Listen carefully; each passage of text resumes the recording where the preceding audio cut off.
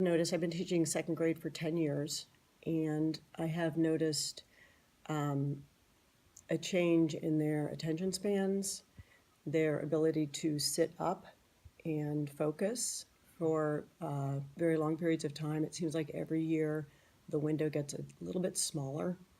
I feel like they're used to rapid fire entertainment a lot of the time. And, you know, I'm sure that not everybody has media on all the time, but it's kind of hard to escape it. And I do feel like it is taking its toll on these kids, and their need for kind of constant stimulation makes it hard to sit up, listen, and focus. So I've seen a decline in that definitely over the past 10 years. You know, my teaching partner and I were talking about how you look across assemblies these days and it's like a sea of wiggles. It didn't used to be so wiggly. The kids move a lot more. They seem to be less able to stay still and stay focused for as long. And there's more impulsivity, I've noticed too, just over the last, and I've been teaching for 21 years. From the old days to now, where there's so much screen time, phones, tablets, computers used at home and at school in a positive way, I notice that in the classroom, students are it's much more difficult for students to focus for a longer period of time. Attention spans are much shorter, so lessons have to be crafted around that. I do teach young children, so that's typical of young children anyway, but I have seen the progression over time that the attention spans are shorter and that there's a lot of difficulty with focus. And usually you have one or two that are, you know, moving around too much, and try to get them to sit still and train them how to be in the library. But there's a lot more that are wiggly and just keeping them a little bit, keeping their attention a little bit. Right. It's a little bit harder now. So that's what I've noticed. So where I used to just read a book aloud holding it, they were fine sitting in a circle. Now they either have to move really close or I put it on the document camera. And I feel like there's a little sense of kind of the need for more visual stimulation. I've seen the focus and attention span of children drop ever since the smartphones came out. Okay. 15 years ago, kids still took the time to make intricate and complicated beaded things like these. However, these days, all they want to do is the very easy stuff that take less than an hour to make, like the earrings and the necklaces and these beginning bracelets.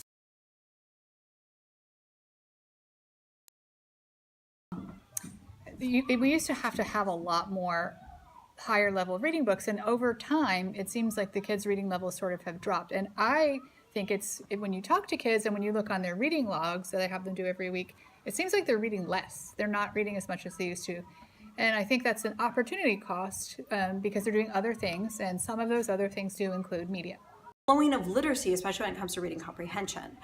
In the past, students, if they were given a grade level reading book, they could, we could have conversations and they would generally comprehend what was happening in the reading, and then we could focus a lot on things like writing and personal connections. And then recently, and I'm not alone with this, I actually had an interesting conversation with an AP European history teacher, and he was sharing how he now has to put on the board all of this language, all of these scaffolds for students to be able to accurately respond to the advanced placement prompts because they've stopped reading as much as they used to because they spend so much time on their phones and on screens. And that just there's this literacy loss where they don't have the language, particularly the verbs that they used to have in order to insightfully respond to the prompts on the exam. And so he now has to actually provide the language for them, and that has become overt instruction in a way that it didn't used to be. So that amount of time that is taken away from reading for pleasure, where students are just absorbing words and increasing their literacy, that's been replaced by screen time over the last 5 to 10 years, and has, from the perspective of secondary teachers, resulted in the need for additional instruction and a lot of loss of literacy. Something else that's interesting is that in our English department meetings, we've talked about like historically how many books have been taught and which books have been taught.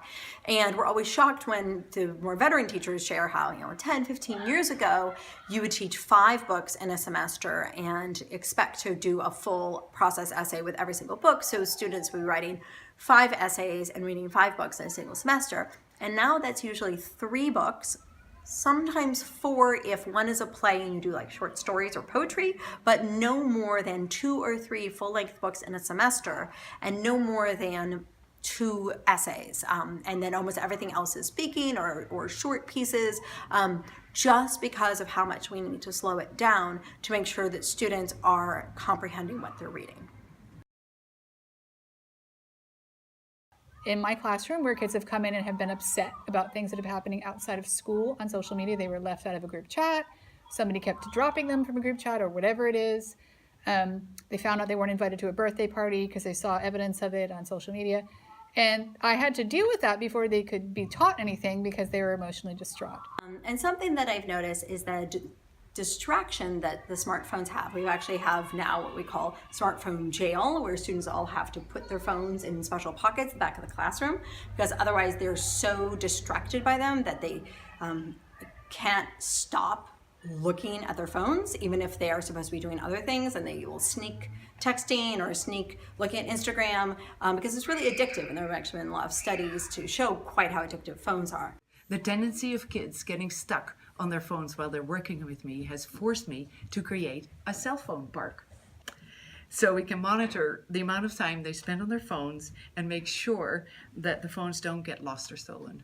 And I've found that since I have this park, that everything works easier. The kids don't get distracted all the time. They focus more on their work and the whole atmosphere in my business ends up being much more friendly and community, and all the kids start interacting with each other much more than they do when I let them keep their phones on the table. It's just something as teachers we all have to enforce this more and more, and I wish parents would try to enforce more and more too, that they will control the amount of time their kids are on their phone at all times, wherever they are.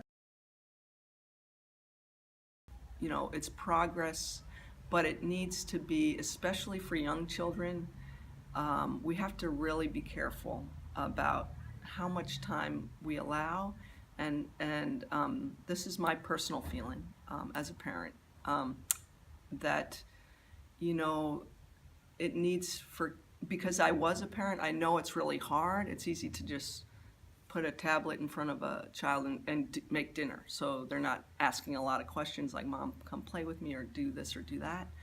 But the more we use tablets or phones or games or video games to sort of babysit while we need to do our work, the more it affects their learning at school, I think. I just see that. For example, discussion and listening to each other. I think it's harder for kids to communicate face to face and listen to each other, because I'm sure it's a lot of things, but from what my feeling is that the more screen time kids have, the less time they have to practice talking to each other and listening to each other.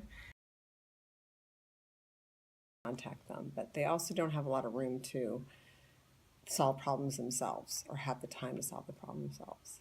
And I think it would be better if they had just, instead of telling you every emotion they're having every minute of the day, they should be able to solve problems themselves at the time. And I think that really degrades that a little bit. Right. That ability to do that. So. My son was here at Park School. When he was in the 3rd grade, he used to go out and play in the yard, and a bunch of kids would be out in the yard playing baseball. And then in 4th grade, I started noticing that while there were still kids playing baseball, there were also kids who, as soon as the bell rang, they would go outside, they'd be sitting down there, and they'd be either outside of the school or like right on the little benches outside of the door, and they'd be on their phones. And then by the time he got to 5th grade, he was one of 7 kids that didn't have a phone, and they were all out there like, on their device, and nobody was playing baseball. I thought that was really sad, and seemed to be really a big missed opportunity for the kids. I don't have them, but I know that it has an effect on taking kids away from playing outside, you know, playing ball, going bike riding, you know, Right, any, just enjoying the world, nature, and Right. the important things. I'm That sorry opportunity to say, cost. but I know. My advice to parents is you can't demonize technology because it's a really useful tool, and our lives are a lot better in some ways because of technology. But honestly, if we step back and look at our own lives as adults, our lives also have been impacted by technology. We're on 24/7. You know, when I first started teaching, I taught and I stayed after school, I did my work, but I wasn't available, you know, from 7 at night to whenever I went to bed, answering emails and all that. And I'm sure that's not only my job. I'm sure that's everyone's job. There's more of a constantly being on and not being able to relax, and that goes for the kids too. And I feel like just giving the kids an opportunity to sort of scale back and kind of live life is good. And my advice would be to, wait as long as possible to give your kid a phone. I think as a parent that my kids were trying to communicate with their friends through this format that gave a ton of mixed messages. And so kids were getting their feelings hurt and confidence was lost. And, there were a lot of tears and what did she mean by that? And, all these things that are very human emotions that need to be, dealt with as on a human level, a personal level, that kids that are not mature enough to understand communication that way were, getting lost in it. And So they were pretty average users when they got into high school, but it was a complete distraction. Nothing, the group chats, the being left out of group chats, the lack of phone calls or the too many phone calls, the 100% access to each other all day long. They get no rest, and kids need breaks. I mean, they just need to be not assaulted by media all the time, and they don't need to be in contact with their friends. They need to walk home and think about their day and not have people poking at them, through a phone.